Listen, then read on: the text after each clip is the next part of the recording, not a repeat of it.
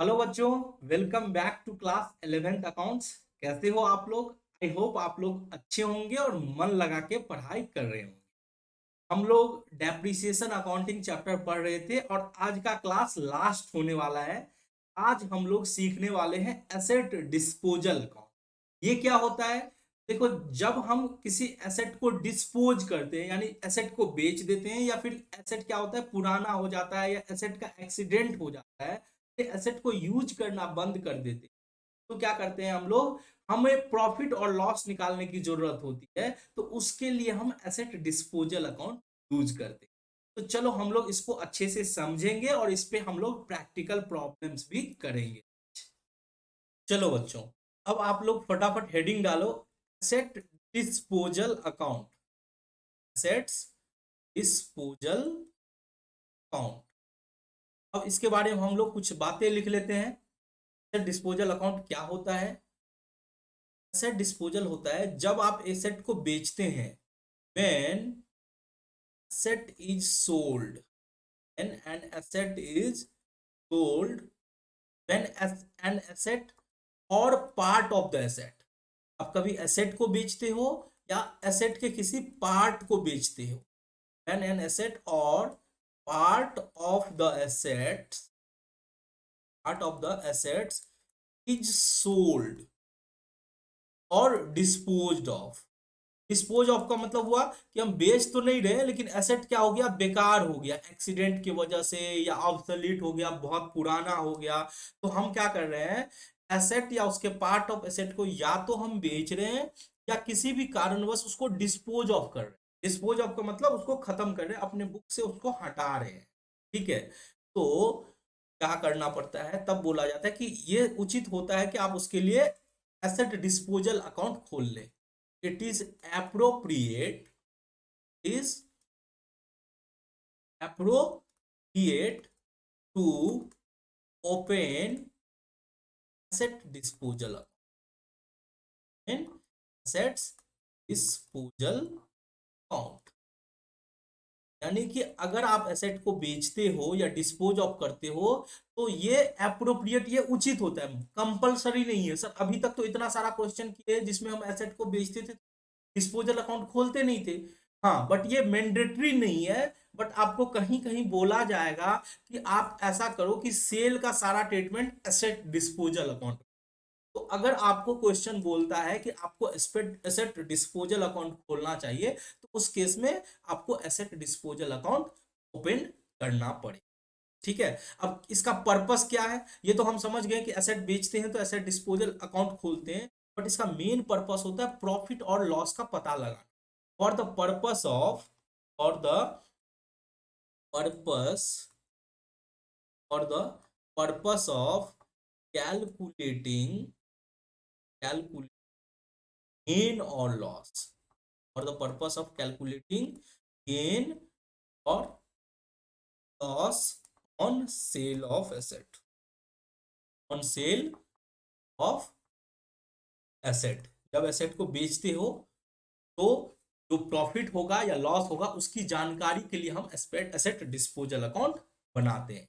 ऐसे sir cell के अलावा आप डिस्पोज ऑफ भी लगा सकते हो, ऑन सेल और डिस्पोज ऑफ, ऑन सेल और dispose of asset. Sir dispose of में तो पूरा का पूरा लॉस ही हो जाएगा क्योंकि हमारा एसेट बेकार हो गया। ऐसा नहीं होता, एसेट अगर एक्सीडेंट होता है, बेकार होता है, कुछ पैसा इंश्योरेंस क्लेम से भी मिल जाता है। उस केस में इंश्योरेंस क्लेम से अगर मिल जाता है पैसा, तो फिर डिफरेंस अमाउंट के लिए हमें गेन और लॉस का पता लगाते हैं। मैंने क्या बोला, जब कोई एसेट या उसका कोई पार्ट अगर बिक जाता है या डिस्पोज ऑफ होता है, तो हमें एसेट डिस्पोजल अकाउंट कभी कभी बनाने के लिए बोला जाता है। किस लिए? क्योंकि आपको अलग से उस सेल किए हुए एसेट और डिस्पोज किए हुए एसेट का गेन और लॉस आप पता लगा सको। ठीक है, चलो अब हम बात कर लेते हैं एसेट डिस्पोजल के लिए जर्नल एंट्री क्या होगा। जर्नल एंट्री, आप लोग हेडिंग डालो, जर्नल एंट्री एसेट डिस्पोजल के अंदर ही। जर्नल एंट्री, हम लोग क्या जर्नल एंट्री नया करने वाले हैं? क्या होगा, ये देखो, जो हमने जो डेप्रिसिएशन अकाउंटिंग पढ़ा है, वो डेप्रिसिएशन अकाउंटिंग जो हमने जर्नल पढ़ा है कि डेप्रिसिएशन चार्ज करने का जो एंट्री होता है वो अगर मेथड 1 यूज करते हैं तो डेप्रिसिएशन टू एसेट होता है, मेथड 2 यूज करते हैं तो depreciation account debit to provision for depreciation होता है, वो तो होगा ही। अब यहाँ पे क्या होगा कि एसेट डिस्पोजल अकाउंट जब मेंटेन करेंगे तो क्या होगा, जब किसी एसेट को बेचेंगे तो उस डेट पे जो भी एसेट का बैलेंस होगा, जो भी डेप्रिसिएशन का बैलेंस होगा, डेप्रिसिएशन का मतलब प्रोविजन फॉर डेप्रिसिएशन का बैलेंस होगा, उसे हमें क्या करना होगा, एसेट डिस्पोजल अकाउंट में ट्रांसफर कर देना होगा। और बाकी जो पैसा आएगा वो एसेट डिस्पोजल अकाउंट के थ्रू आएगा, जो इंश्योरेंस क्लेम आएगा वो एसेट डिस्पोजल अकाउंट के थ्रू आएगा, और तब फिर हम प्रॉफिट और लॉस आसानी से कैलकुलेट कर। तो चलो, अब यहां पे भी जो जर्नल एंट्री होगा, अब इस पे डिपेंड करेगा कि हम कौन सा मेथड यूज कर रहे हैं डेप्रिसिएशन अकाउंट। यानी दोनों मेथड यूज कर सकते हैं, डेप्रिसिएशन मेथड 1 भी यूज कर सकते हैं और मेथड 2 भी यूज कर सकते हैं। हम इसको दो भाग में बांट देते हैं। इसको हमने क्या किया, दो भाग में बांट दिया आपको, जिससे कि क्लैरिटी मिले। ठीक है, एक भाग को हम लोग नाम देंगे मेथड 1, एक को क्या बोलेंगे, मेथड 1, मेथड 1, और दूसरा होगा मेथड 2। आपको पता है मेथड 2 का मतलब जहां पे प्रोविजन फॉर डेप्रिसिएशन मेंटेन होता है, जहां पे प्रोविजन फॉर डेप्रिसिएशन अकाउंट हम ओपन करते हैं, provision for depreciation account open करते हैं। और मेथड 1 क्या है, सीधे एसेट के अंदर डेप्रिसिएशन चार्ज करते हैं। ठीक है, चलो, तो मेथड 1 इसको थोड़ा सा हेडलाइन में लिख देते हैं, when provision for depreciation account not met, when provision, और इसको मिटा दो, and provision for depreciation account not met, for depreciation account not met।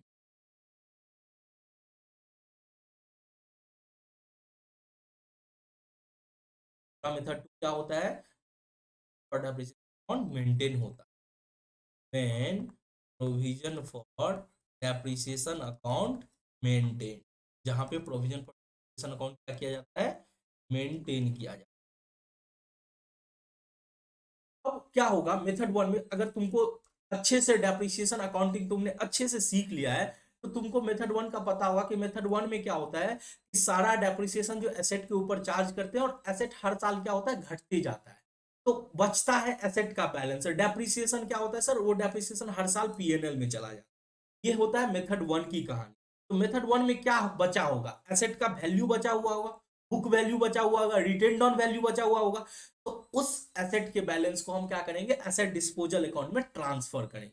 उसके लिए हम क्या एंट्री, फटाफट वाले तो ये लिख लो कि और ट्रांसफर, ध्यान से सुनना, और transfer of book value of asset, book value जिसको रिटेन ऑन वैल्यू बोलते हो, और transfer of book value of asset, वो एसेट जो बेच रहे हो, एसेट सोल्ड या डिस्पोज ऑफ कर रहे हो। ठीक है, और transfer of book value of asset sold to asset disposal account, to assets disposal.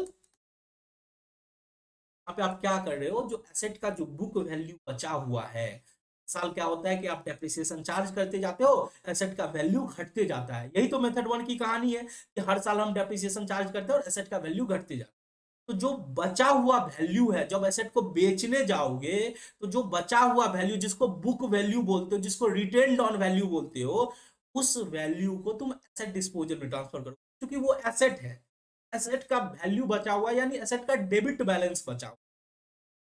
Asset का हमेशा बैलेंस क्या होता है सर, एसेट का हमेशा बैलेंस डेबिट होता है। जहां भी तुम देखो एसेट का हमेशा तुमको डेबिट बैलेंस मिलेगा, जितना भी क्वेश्चन तुमने किया होगा ये देखा होगा कि एसेट का डेबिट बैलेंस रहा, अब उसको ट्रांसफर करना है। ऑब्वियस बात है कि वो डेबिट में है, वो ट्रांसफर करने के लिए एसेट को क्या करना पड़ेगा, क्रेडिट करना। और किसको फिर डेबिट करेंगे, एसेट डिस्पोजल अकाउंट। क्या जर्नल एंट्री करेंगे सर, लोग journal entry, asset disposal account, asset disposal account debit होगा, और to asset account, to assets. अब ये जो असेट का बैलेंस होगा, ये हमेशा कौन सा बैलेंस होगा, ये हमेशा WDV बैलेंस होगा। कौन सा बैलेंस होगा, WDV, जिसको तुम बुक वैल्यू होता है, मैं यहां पे लिख भी दिया हूं कि हमें बुक वैल्यू ट्रांसफर करना। ये था मेथड वन, बहुत आसान था, इसमें कोई और बात नहीं है। जो बैलेंस है उसको हमने एसेट डिस्पोजल में ट्रांसफर किया। एसेट का बैलेंस डेबिट है तो इसीलिए उसको खत्म करने के लिए हमने क्रेडिट किया और उसको एसेट डिस्पोजल में डेबिट कर। बट दूसरा केस जो होगा, यानी कि अगर आप मेथड टू फॉलो करते हो तो यहाँ पे क्या होगा, दो चीज आएगा। यहाँ पे तो केवल एक बात आया था, एक बात ये आया था कि आपको बुक वैल्यू का बैलेंस था ट्रांसफर कर दिया, डेप्रिसिएशन का तो कुछ भी नहीं था क्योंकि डेप्रिसिएशन को हर साल पीएल में डालते हो। लेकिन मेथड टू में क्या होता है, एसेट तो तुम्हारा हमेशा ओरिजिनल कॉस्ट पर रहता है। एसेट क्या रहता है, ओरिजिनल कॉस्ट पर। और तुम डेप्रिसिएशन को भी एक्युमुलेट करके जमा करके रखते हो प्रोविजन फॉर डेप्रिसिएशन अकाउंट। जब मेथड टू फॉलो करोगे तो तुम जब एसेट को बेच रहे हो तो तुम्हारे पास दो बैलेंस है, एक तो एसेट का ओरिजिनल कॉस्ट और दूसरा प्रोविजन फॉर डेप्रिसिएशन जो अकुमुलेट करके डेप्रिसिएशन रख रहे हो, डेप्रिसिएशन का balance है। तो दोनों को तुमको ट्रांसफर करना। यहाँ पे दो एंट्री होगा, जहां मेथड वन में एक एंट्री हुआ बट यहाँ पे दो एंट्री होगा, तो मैं दो इस तरह से लिख रहा हूं, फर्स्ट और सेकेंड। पहला क्या होगा, यहाँ पे पहला होगा पे ट्रांसफर होगा ओरिजिनल कॉस्ट और ट्रांसफर ऑफ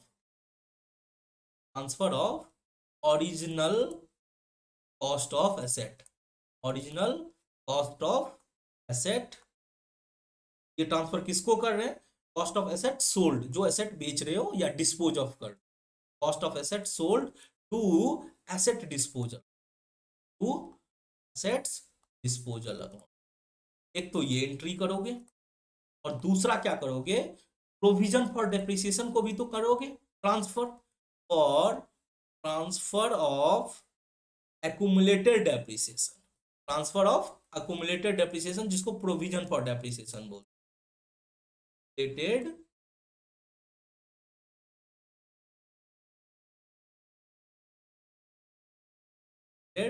डेप्रिसिएशन जिसको ब्रैकेट में मैं लिख देता हूं provision for depreciation, for transfer of accumulated depreciation of asset sold.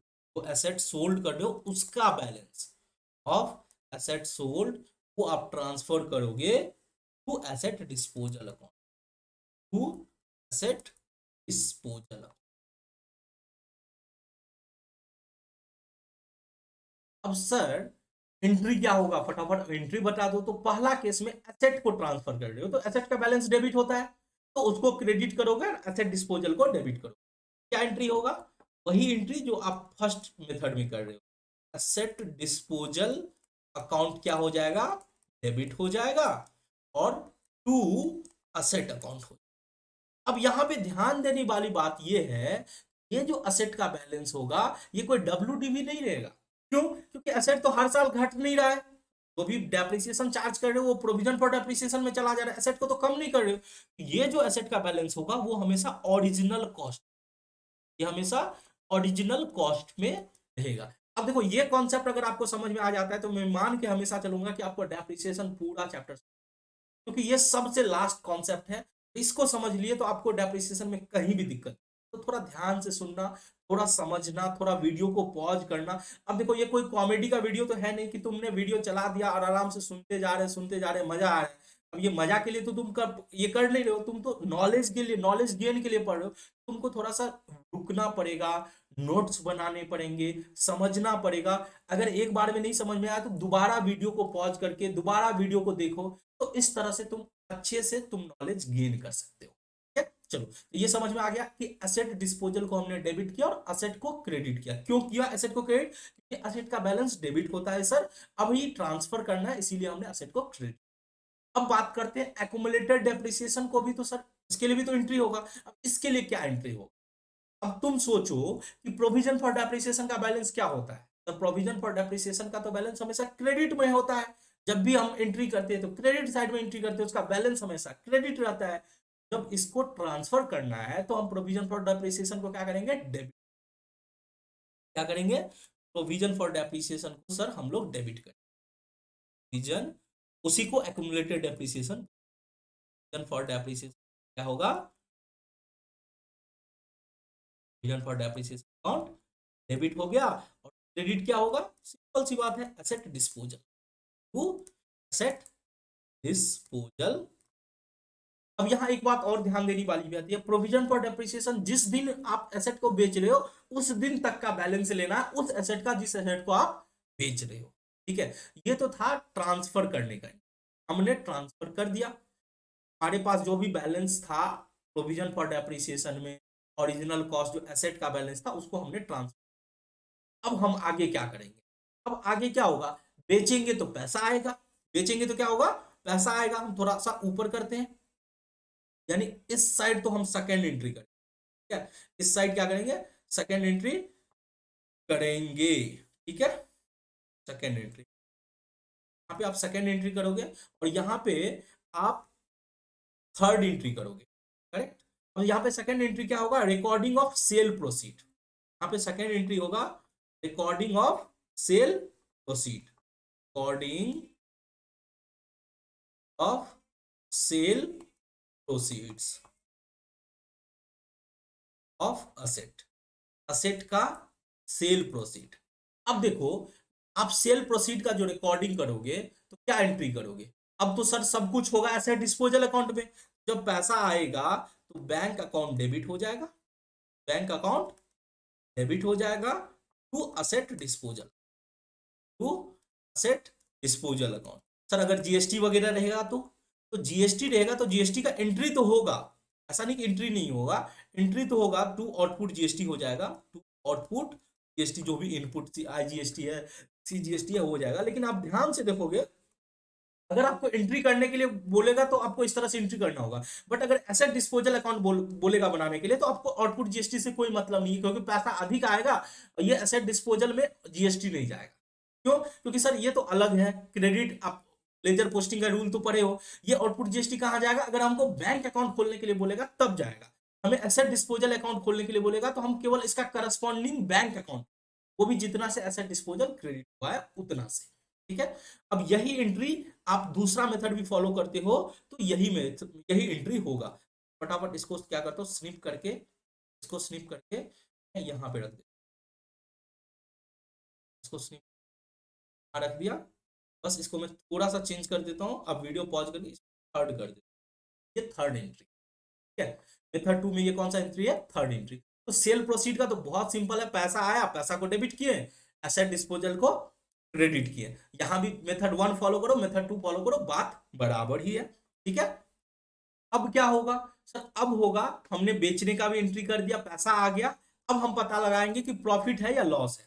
ठीक है, तो थर्ड जो होगा वो प्रॉफिट और लॉस का एंट्री होगा, इसका होगा प्रॉफिट का होगा या तो लॉस होगा, ऐसा नहीं कि दोनों हो सकता है, प्रॉफिट भी हो जाएगा और लॉस भी हो जाएगा, या तो प्रॉफिट होगा या लॉस होगा, प्रॉफिट और लॉस का एंट्री।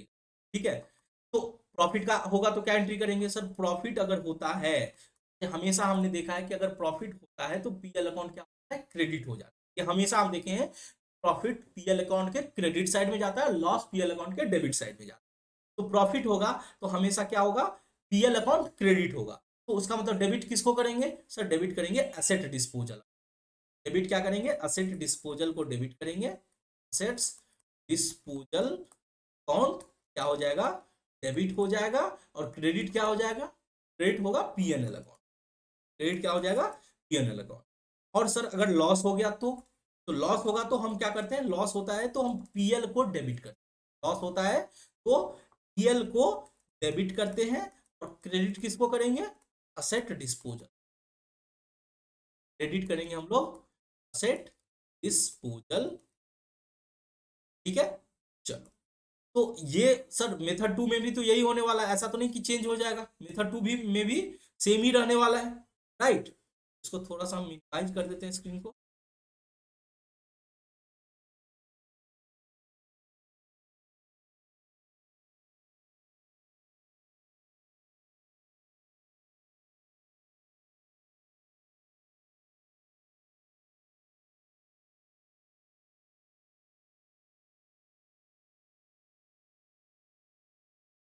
इसके अलावा राइट,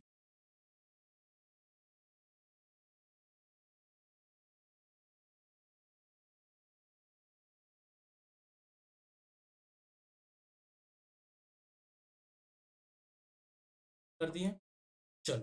तो प्रॉफिट और लॉस का एंट्री मेथड वन हो या मेथड टू हो, दोनों में क्या रहने वाला है, सेम रहने वाला है। तो चलो हमने एंट्री तो पूरा समझ लिया अच्छे से। मैं थोड़ा सा मिनिमाइज कर देता हूँ स्क्रीन को जिससे आपको अच्छे से दिख जाएगा। हमने क्या क्या किया मेथड। एक तो सर मेथड 1 फॉलो करते हैं तो क्या करते हैं, बुक वैल्यू हमारा जो एसेट का होता है वो ट्रांसफर कर देते हैं एसेट डिस्पोजल अकाउंट में। पैसा आता है तो पैसा का एंट्री एसेट डिस्पोजल अकाउंट के अंदर करते हैं, bank account debit to asset disposal. Profit होता है तो सर सिंपल सी बात है, एसेट डिस्पोजल को डेबिट करो, पीएल को क्रेडिट करो। और लॉस होगा तो पीएल को डेबिट करो, एसेट डिस्पोजल को क्रेडिट करो। तो इस तरह से जर्नल एंट्री होती है, ठीक है। चलो अब इस पे हम लोग प्रैक्टिकल प्रॉब्लम करेंगे तो हम लोग लेजर पोस्टिंग भी समझ जाएंगे। अब मेथड तो आप वैसे भी, आप इसका जो फॉर्मेट वगैरह है एसेट डिस्पोजल का आप बुक से आप देख सकते हो। हम लोग इस पे फटाफट क्वेश्चन प्रैक्टिकल प्रॉब्लम करते हैं। चलो बच्चों, अब हम लोग देखते हैं question number 20 from doctor S के सिंह बुक, जो कि एसेट डिस्पोजल अकाउंट से रिलेटेड क्वेश्चन है। क्वेश्चन क्या है फटाफट रीड करते हैं। क्वेश्चन बोल रहा है ऑन 1 जनवरी 2017, 1 जनवरी 2017 को messrs Atul and brother purchased 5 washing machine for ₹15,000 etch. 5 washing machine खरीदे हैं 15,000 रुपया पर मशीन कर। यानी 5 अगर वॉशिंग मशीन 1 जनवरी 17, फटाफट डेट भी लिख लेते हैं, 2017 के जनवरी 1 को, 1 जनवरी को 15,000 करके 5 वॉशिंग मशीन परचेज किए हैं, ठीक है।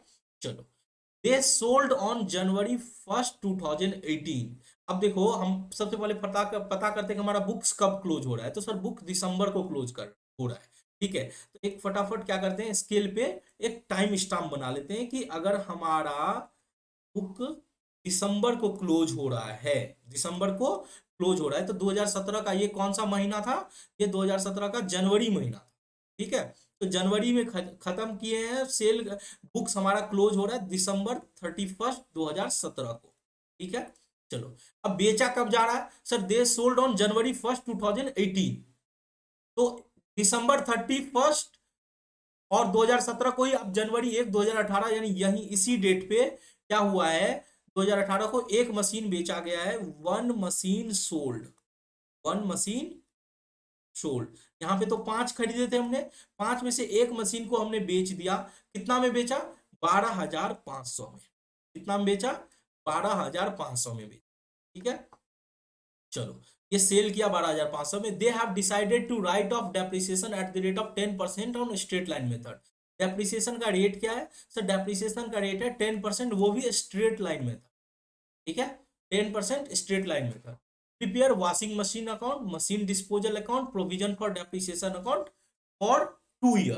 तो सर इसमें प्रोविजन फॉर डेप्रिसिएशन भी बनाने के लिए बोल रहा है। इसका मतलब कौन सा मेथड फॉलो कर रहा है, ये क्वेश्चन हमें बोला जा रहा है मेथड 2 फॉलो करने के लिए। हमने आपको बोला था कि एसेट डिस्पोजल आपको मेथड 1 से भी हो सकता है, मेथड 2 से भी, बट इस क्वेश्चन में हमें बोला है मेथड 2 फॉलो करने के लिए प्रोविजन फॉर डेप्रिसिएशन भी बनाना है। हमें 3 खाता बनाने के लिए बोला गया, मशीन अकाउंट बनाओ, वॉशिंग मशीन का डिस्पोजल अकाउंट बनाओ, और प्रोविजन फॉर डेप्रिसिएशन अकाउंट, वो भी आपको 2 साल के लिए बनाना है। कितने साल के लिए बनाना है, फॉर 2 ईयर। वैसे भी आप देख सकते हो 1 जनवरी को बेच रहे हैं तो इसका मतलब हमें 2018 तक बनाना है, December 31, 2018 तक हमें तीनों अकाउंट बनाना। तो फटाफट हम लोग शुरू करते हैं क्वेश्चन सॉल्यूशन, ठीक है।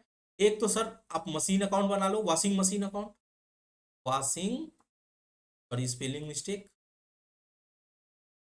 Washing machine account, washing in, एक तो वॉशिंग मशीन अकाउंट बना लो, और एक सर आपको एसेट डिस्पोजल अकाउंट भी बनाना पड़ेगा। तो छोटा छोटा फॉर्मेट रखो और एसेट डिस्पोजल अकाउंट, एक एसेट डिस्पोजल अकाउंट, और सर एक तो बनाना पड़ेगा आपको प्रोविजन फॉर डेप्रिसिएशन अकाउंट, एक बनाना पड़ेगा provision for depreciation, provision for depreciation account.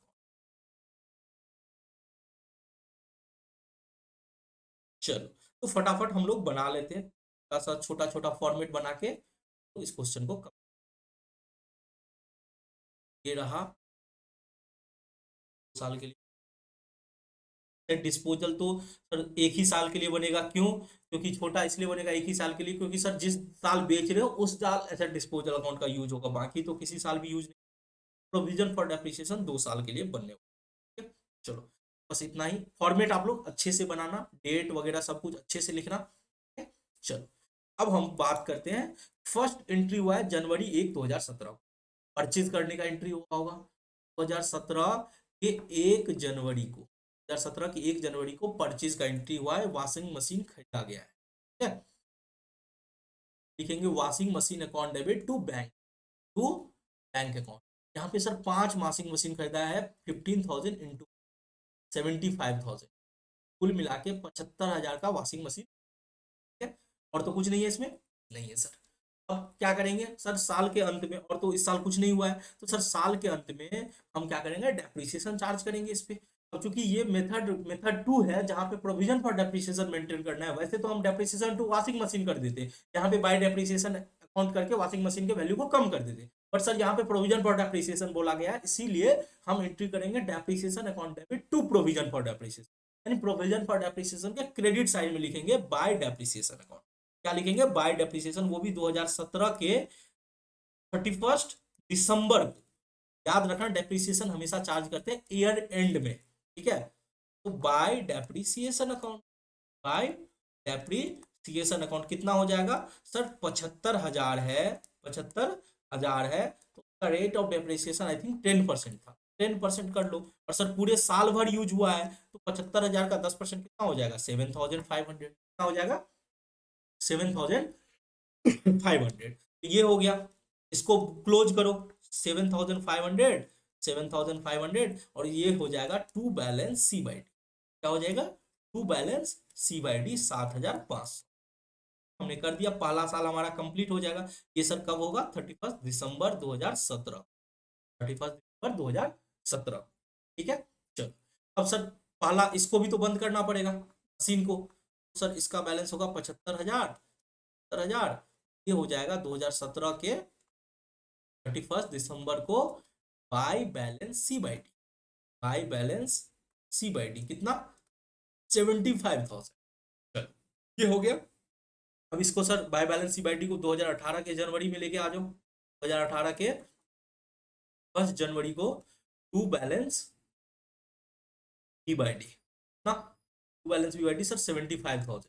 Amount का मैंने कॉलम रखा नहीं, इसीलिए यहीं पे अमाउंट आप लोग अच्छे से बनाना, अमाउंट वगैरह का कॉलम सिस्टमैटिक से लिखना। चलो ये हो गया, हमने सर इसको भी 2018 के 1 को हम क्या करेंगे, by balance B by d, यानी प्रोविजन फॉर डेप्रिसिएशन को ट्रांसफर कर देंगे, by balance B by d कितना, 7,500। अब सर यहाँ पे थोड़ा सा ध्यान, अब इसको मैं मिनिमाइज करता हूं, क्योंकि आप हो सकता है कि कुछ बच्चे को स्क्रीन दिख ना रहा हो, आई होप अच्छे से दिक्कत नहीं हो, ठीक है। अब सर सेकेंड ईयर में हम सर पहले ही तारीख को, यानी 2017 में हमने मशीन खरीदा था, और 2018 के जनवरी 1 को ही हमने एक मशीन बेच दिया 12,500 में, एक मशीन बेच दिया 12,500 में, क्योंकि हमें एसेट डिस्पोजल अकाउंट बनाने के लिए बोल रहा है, तो 1 जनवरी को उस एक मशीन का जो भी वैल्यू होगा उसे हम एसेट डिस्पोजल में, यही हमने बात की थी। तो देखो 1 जनवरी को, यानी 2018 के 1 जनवरी को जो भी बैलेंस होगा वॉशिंग मशीन में, उस मशीन से रिलेटेड, तो सर वॉशिंग मशीन में तो पूरा का पूरा वैल्यू होगा, क्योंकि इस पे तो डेप्रिसिएशन कुछ चार्ज ही नहीं हुआ है। तो 1 जनवरी को हम इसे ट्रांसफर करेंगे, तो एंट्री करते थे asset disposal to asset account, तो एसेट डिस्पोजल को डेबिट करते थे टू एसेट अकाउंट, यानी एसेट अकाउंट के क्रेडिट साइड में लिखते हैं by assets disposal account, by assets disposal account. कितना सर, एक मशीन है तो एक मशीन का वैल्यू 15,000 था, तो हमने 15,000 ओरिजिनल कॉस्ट ट्रांसफर कर दी। अब सर असेट डिस्पोजल में ये आ जाएगा, असेट डिस्पोजल में क्या आ जाएगा, to washing machine account, to washing machine account, कितना, 15,000, कितना तारीख को सर, 2018 के 1 जनवरी, 2018 के 1 जनवरी को। सर आपने मशीन तो ट्रांसफर कर दिया, अब सर उससे रिलेटेड प्रोविजन फॉर डेप्रिसिएशन है वो भी ट्रांसफर कर दो। तो सर 1 जनवरी को है, इसीलिए एडिशनल कोई डेप्रिसिएशन तो चार्ज नहीं होगा इस मशीन के लिए, क्योंकि 1 जनवरी को हम क्या चार्ज करेंगे, दिसंबर तक तो चार्ज कर ही लिए थे, 31 दिसंबर तक, तो कोई एडिशनल डेप्रिसिएशन चार्ज करना नहीं पड़ेगा। तो उस मशीन से रिलेटेड जो बैलेंस होगा उसको हम ट्रांसफर करेंगे 2018 के 1 जनवरी को। क्या एंट्री करते हैं, प्रोविजन फॉर डेप्रिसिएशन को डेबिट करते हैं टू असेट डिस्पोजल, तो डेबिट साइड में हम लिखेंगे to assets disposal account, to asset disposal account. कितना होगा? अब सोचो 7500 अगर 5 मशीन के लिए होगा तो एक मशीन का कितना होगा? हर मशीन पर कितना डेप्रिसिएशन चार्ज करते होंगे सर? 15,000 रेट था, 5-10% चार्ज करते थे, 1500 चार्ज किए होंगे सर। 1500 चला जाएगा एसेट डिस्पोजल के क्रेडिट साइड में। क्यों जाएगा? क्योंकि एंट्री करते हैं provision for depreciation account debit to asset disposal. ठीक है, तो क्या लिखेंगे? By provision for depreciation account. For depreciation account कितना हो गया? 1500।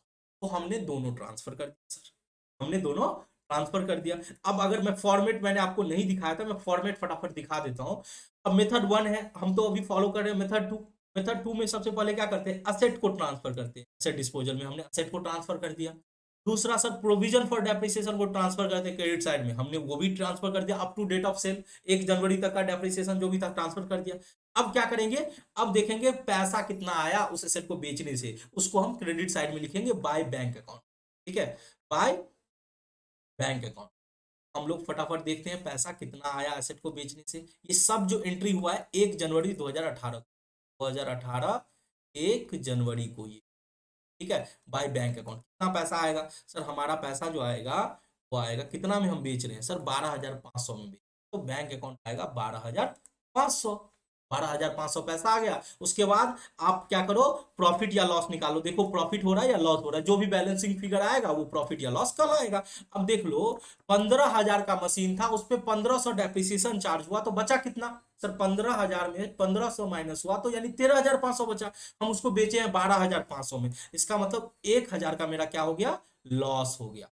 ये क्या कहलाएगा? लॉस कहलाएगा बाय पीएनएल अकाउंट। इसको लिखेंगे बाय पीएनएल अकाउंट। ये निकल गया बैलेंसिंग फिगर, जो बैलेंस बचा कितना? 15,000 डेबिट साइड में, 15,000 क्रेडिट साइड में। इसको जोड़ोगे तो 1500 12,500, ये 14,000 हो रहा है। 14,000 तो 1,000 का हमारा क्या हो गया? लॉस हो गया। एसेट डिस्पोजल अकाउंट क्या हो गया? बंद हो गया। अब क्या करना है सर? हमें 2 साल के लिए बनाने के लिए बोला गया था, तो एक एसेट को बेच दिया, और ऐसा तो नहीं कोई एसेट खरीदे, कोई एसेट खरीदने का तो कुछ नहीं है, नहीं सर कुछ भी नहीं खरीदे। तो अब क्या करेंगे? मशीन अकाउंट को तो बंद कर देंगे, वॉशिंग मशीन अकाउंट को क्या करेंगे? बंद कर देंगे। यानी इसका जो बैलेंस आएगा 2018 के 31 दिसंबर को, वो आएगा by balance, by balance c by d. कितना बचेगा? 75,000 में से 15,000 चला गया तो बचा 60,000। तो by balance c by d बचा 60,000। दोनों साइड लिख दो 75,000, 75,000। अब हम लोग थोड़ा सा बात कर लेते हैं प्रोविजन फॉर डेप्रिसिएशन को, थोड़ा डिटेल में देख लेते हैं। अब देखो सर प्रोविजन फॉर डेप्रिसिएशन में तो बाकी मशीन पे डेप्रिसिएशन चार्ज करोगे 31 दिसंबर को, 31 दिसंबर को डेप्रिसिएशन चार्ज करोगे, 31 दिसंबर को चार्ज करोगे। क्या एंट्री होगा? Depreciation account debit to provision for depreciation.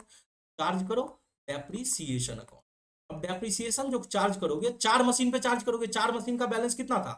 1500। क्योंकि स्ट्रेट लाइन मेथड फॉलो हो रहा है, तो जो हमारा मशीन हमने खरीदा था 15,000 में खरीदा था, चार चार चार मशीन बचा हुआ है, तो 60,000 बचा हुआ है। 60,000 का 10% कितना हो जाएगा? 6,000 हो जाएगा।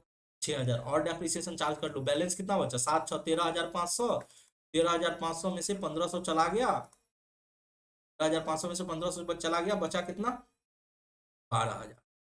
12,000 हमारा 2018 के 31 दिसंबर को to balance, balance c by. Question हो गया खत्म। देखो मैं जानता हूं बच्चे को क्वेरी आ रहे होंगे, बहुत सारी क्वेरी, सर ये कैसे हुआ, ये कैसे। अब जब जब तक आप पूछोगे नहीं, देखो मैं हमेशा बोलता हूँ आप क्वेरी करने से कभी हेजिटेट मत करो।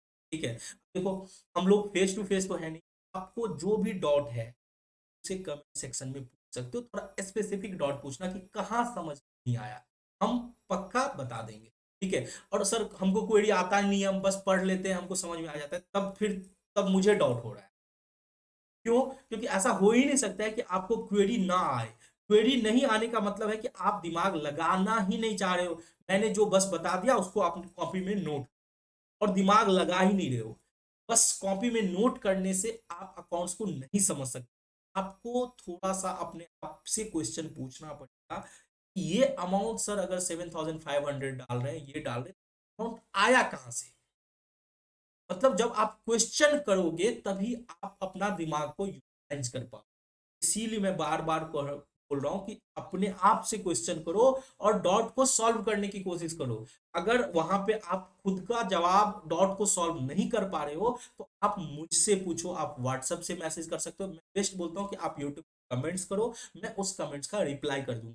अगर बहुत सारे कमेंट आएंगे, बहुत सारे बच्चे के कमेंट आएंगे, तो सारे कमेंट्स को क्यूमुलेट करके मैं उसको वीडियो बना दूंगा कि बच्चे के ये सारे डॉट थे। संडे संडे को मैं, कोई बच्चा पूछता ही नहीं तो मैं संडे को लाइव आके क्या करूंगा, मुझे कोई मतलब नहीं है। अगर आप लोग डॉट पूछोगे तभी तो मैं जवाब दे पाऊँ। तो मेरा ये रिक्वेस्ट है कि अपने आप से क्वेश्चन पूछो कि आप जो पढ़ रहे हो उसमें आप कुछ समझ रहे हो या जस्ट फटाफट सर ने बता दिया नोट्स तैयार कर रहे हो।